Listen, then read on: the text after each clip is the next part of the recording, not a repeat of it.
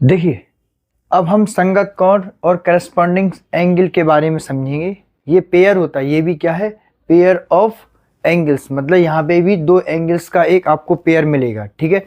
Corresponding angle या फिर इसे बोलते हैं हम संगत कोण, ठीक है। संगत कोण, देखिए असंगत कोण क्या होता है, जब हम टू पैरेलल लाइंस मतलब दो समांतर रेखाओं को कोई एक तीसरी रेखा दिस इज तिर्यक, मतलब कि तीसरी रेखा उसको क्या करे, अगर काटती है, तीसरी रेखा काटती है, तो इस प्रकार बने कोणों में क्या है, संगत कोण भी आते हैं। थोड़ा देखेंगे सामने, जैसे एक रेखा ये है पी क्यू ये रेखा है, और एक सीधी रेखा ये क्या है, x Y.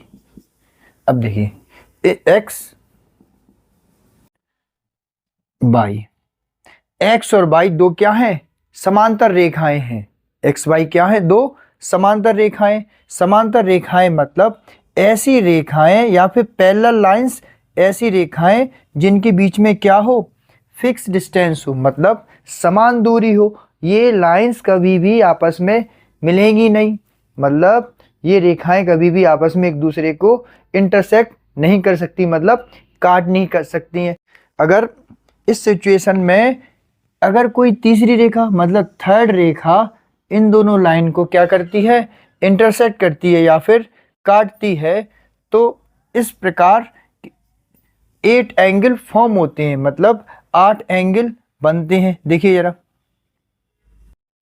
Angle 1, angle 2, angle 3, angle 4, angle 5, angle 6, angle 7 और एंगल 8।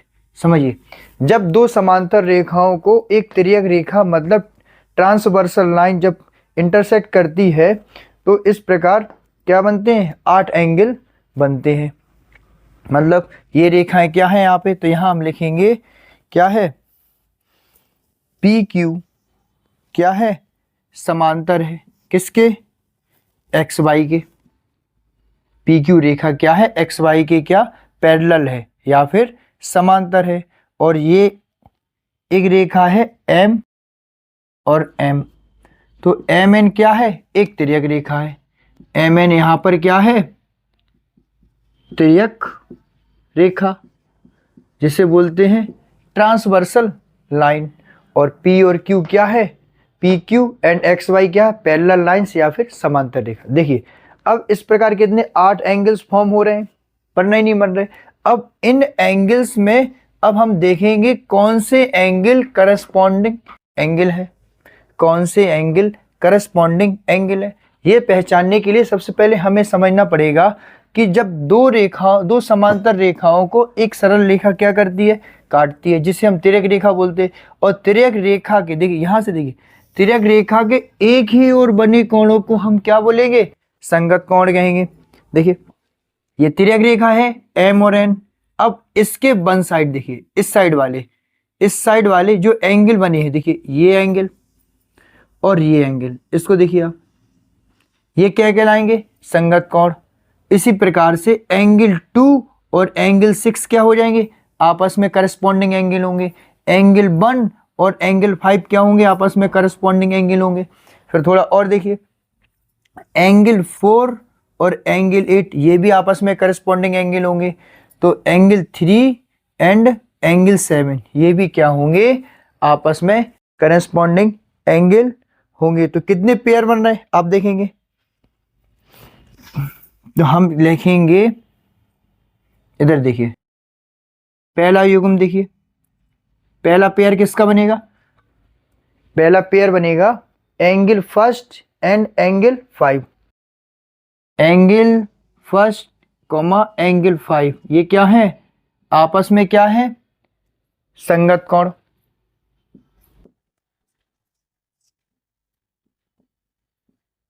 ये दोनों आपस में क्या है, संगत कोण। इसी प्रकार से एंगल 2 एंड एंगल 3 दूसरे नंबर पे पेयर देखिए, एंगल 2 एंड एंगल 6, ये क्या है आपस में, ये भी संगत कोण है। थर्ड नंबर पे तीसरा पेयर देखिए, एंगल 4, देखिए ये जो एंगल बन रहा है एंगल 4 एंड एंगल 8, पेयर या युग्म एंगल 4 कॉमा एंगल 8, ये भी क्या है, करस्पॉन्डिंग एंगल का पेयर है। तो इसे भी हम कहेंगे ये भी आपस में क्या है, संगत कोण है। ये कोण आपस में एक दूसरे के संगत है। देखिए एंगल 5 एंगल 1 ये आपस में संगत कोण है, एंगल 2 और 6 ये आपस में संगत कोण है, और एंगल 4 एंड एंगल 8 ये भी क्या है, आपस में करस्पॉन्डिंग एंगल है। नेक्स्ट पेयर देखिए, एंगल कौन सा बचा, 3 और 7, पेयर या युग्म, पेयर को हम युग्म भी बोलते हैं हिंदी में। तो एंगल देखिए 3 कॉमा एंगल 7, ये भी आपस में क्या हो जाएगा, करस्पॉन्डिंग एंगल का क्या हो जाएगा, एक पेयर हो जाएगा। तो आप देख सकते हैं 1 और 5 आपस में एक दूसरे के लिए संगत कोण हुए या फिर करस्पॉन्डिंग एंगल होंगे।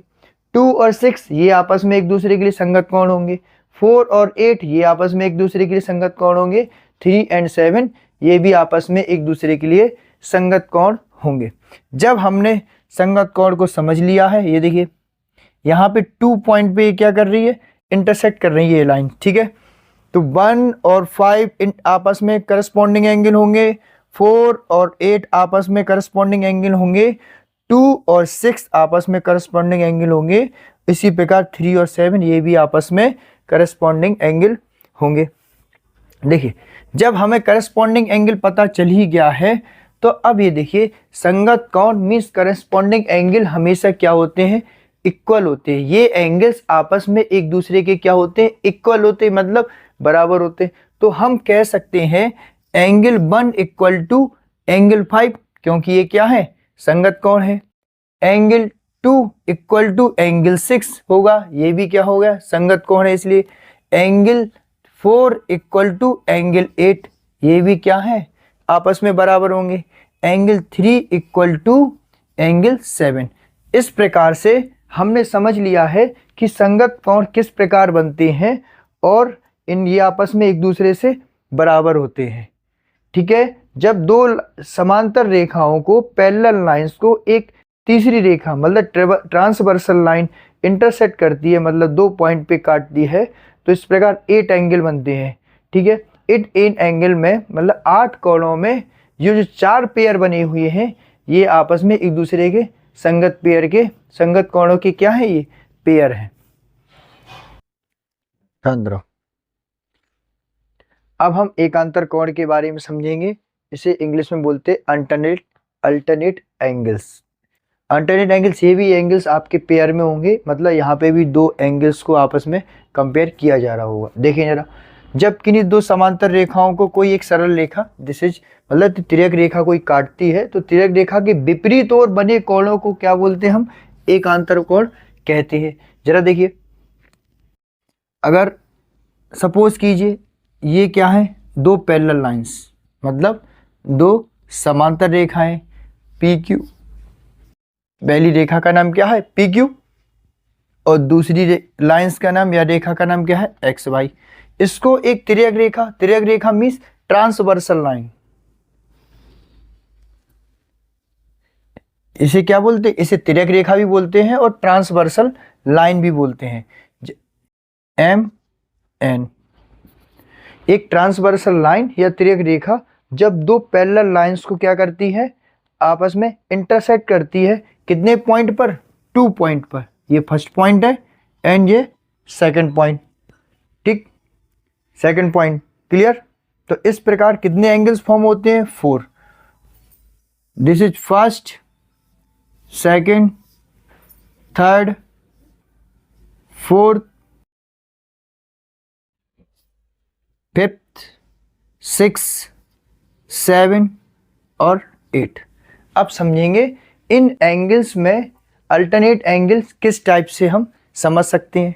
देखिए अब यहाँ पर लिखेंगे क्या है, P Q parallel to X Y, P Q parallel to X Y, and M N क्या है, ट्रांसवर्सल लाइन या फिर इसको बोलेंगे तिर्यक रेखा। एम एन क्या है, एक तिर्यक रेखा है।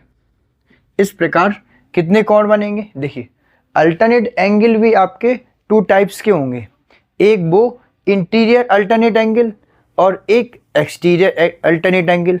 मतलब अंतः कोण दो प्रकार से समझ सकते हैं हम, एक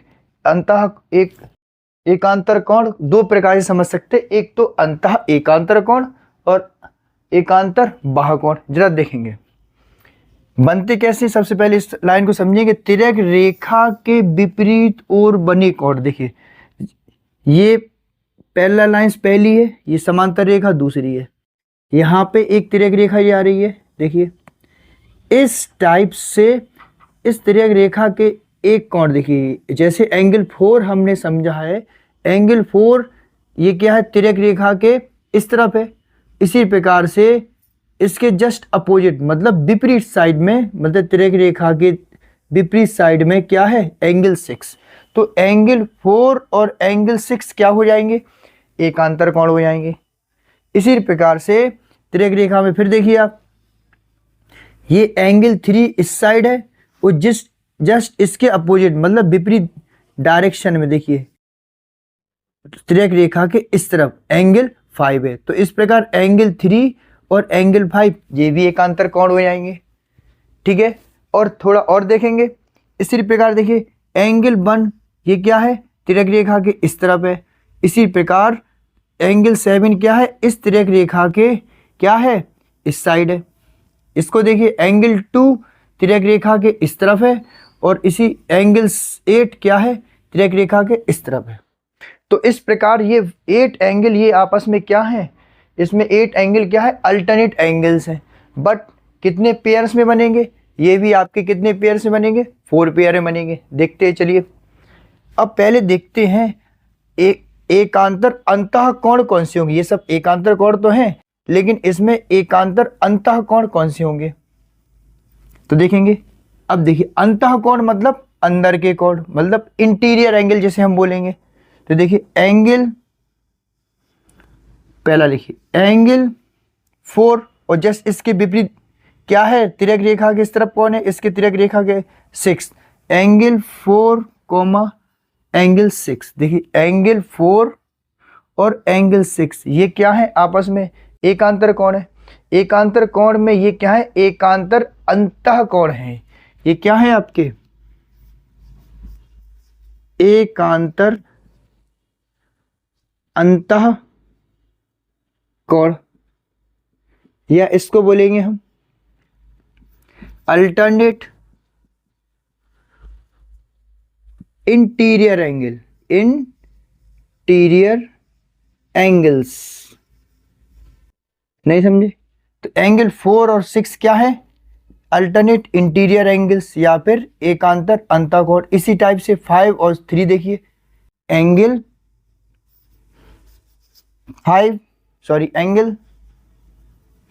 3 कॉमा एंगल 5 ये भी क्या है आपके एकांतर अंतः कोण, क्योंकि ये क्या है दोनों पैरेलल लाइंस के अंदर हैं, इसलिए ये क्या हो जाएंगे अंतर कोण। तो 3 और 5 ये आपस में क्या हो जाएंगे, ये भी अल्टरनेट इंटीरियर एंगल में कंसीडर किए जाएंगे, मतलब एकांतर अंतः कोण में एंगल 3 एंड एंगल 5 क्या हो जाएंगे, अल्टरनेट इंटीरियर एंगल। इस प्रकार से हमने अंतः कोणों को समझ लिया है। 4, 3, 6, 5 ये क्या होंगे, सब अंतः कोण होंगे। 3 और 5 एकांतर अंतः कोण, 4 और 6 ये भी एकांतर अंतः कोण। अब थोड़ा और देखेंगे। अब अच्छा 3 नंबर पे देखिए आप, तो ये आपकी जो पेयर हो जाएंगे ये किसके पेयर होंगे, इसके पेयर होंगे। देखिए अब 3 नंबर पे देखेंगे कि एंगल देखिए एंगल, अब आप देखिए 1, एंगल 1 इस तिर्यक रेखा के इस तरफ है और इसी तिर्यक रेखा के जस्ट अपोजिट डायरेक्शन में एंगल 7 है। तो हम कहेंगे ये क्या है, बाहर की तरफ है, इसलिए इन्हें क्या बोलेंगे, बाह्य कोण, मतलब एक्सटीरियर एंगल। तो एंगल 1, एंगल 7। इसी प्रकार से देखिए एंगल 2 तिर्यक रेखा किस तरफ है, तो एंगल 8 इस तरफ है। तो एंगल 2, एंगल 8, ये दोनों पेयर भी क्या होंगे, एकांतर कोण होंगे, मतलब अल्टरनेट एंगल होंगे। बट इस केस में ये क्या है, बाहर की तरफ है, मतलब एक्सटीरियर एंगल कंसीडर किए जाएंगे। तो इन दोनों को हम लिखेंगे एकांतर बाह्य कोण। क्या है ये, बाह्य कोण। बाह्य कोण मतलब एक्सटीरियर,